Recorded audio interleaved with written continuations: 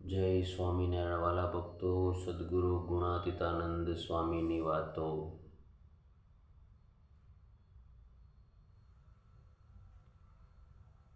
આ સમાગમ મળ્યો છે તે કોઈક પૂર્વ સંસ્કાર ભારે લાગે છે. સ્વામી કે આ સમાગમ મળ્યો છે ત્યારે તો તમારા કોઈ પૂર્વ જન્મના સંસ્કાર સારા અને ભારે હોય એવું લાગે તો જ આ મળે. તે સમાગમ કરવા સારું આવ્યા છો ને જે નથી આવતા તેને ભારે પાપ છે. આનું ફળ તો આજ કાલ મહિને કે વર્ષે પણ મળશે ને સમાસ ઘણો થશે. ને કોઈક જાણતા હશે જે કરીએ છીએ ને કેમ કાંઈ થતું નથી, પણ આ તો મેળવણ નાખીએ છીએ તે દહીં થઈને ઘી વેલવ્યા પછી નીકળશે ભાઈ. સ્વામી કે અત્યારે કથા વાર્તા સત્સંગ ભજન આપણે કરીએ છીએ, કોઈને આપણને દેખાતું નથી, પણ એમાં મેળવણ નાખીએ છીએ અને પછી દહીં થાય ને પછી વલોવશું એટલે ઘી થાય એટલે થોડોક ધીરજ રાખવી. સ્વામિનારાયણ ભગવાનનો કેમેરો આપણી ઉપર જ છે, બધું જોવે છે. ને આ સત્સંગ તો ઘણો થયો છે ને પૃથ્વીના સર્વે માણસ કરશે. આવી સ્વામીએ બળભરી વાતું હે, આપણું આળસ ઉડી જાય. પણ આવા કહેનારા ક્યાંથી મળશે?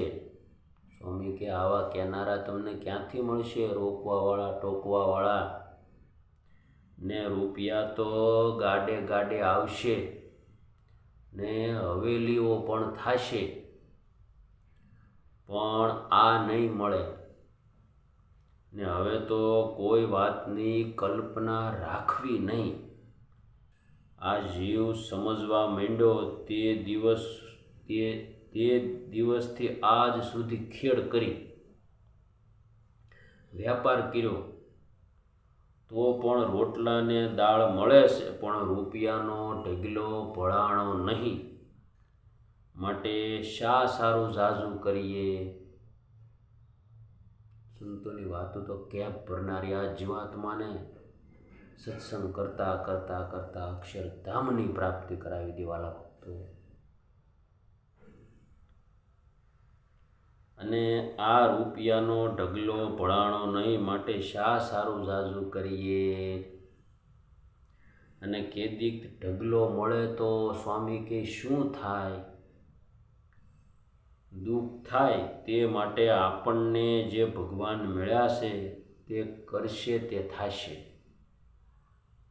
ને દાળ રોટલા અને વસ્ત્ર તો ગળામાં લીધા છે તે દેશે. ને મોરે તો કટક ધાડા મિયાણા ને માળિયાના હાટી એવા કંઈક લૂંટી લેતા ને ખાવા અન્ન પણ મળતું નહીં. ને કાળ પડતા ને કાં તો ટીડડા ઉંદર ને રોગ એ પણ કંઈક આવતા, એવા મહાદુઃખ આવતા. ને આવું સાનુકૂળ તો કોઈ દિવસ આવ્યું નહોતું એમ જણાય છે.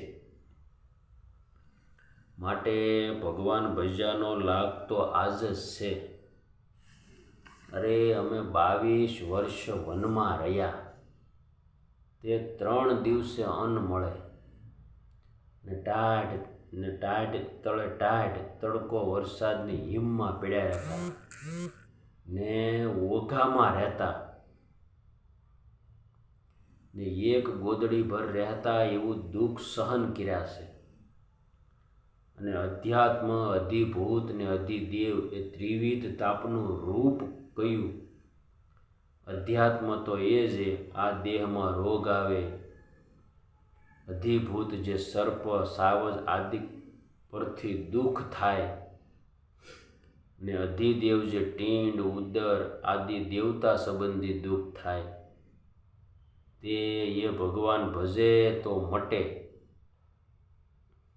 ને ખરેખરું ભજે તો આમ આપણા સામું જોઈ રહે એવા ભગવાન દયાળુ છે.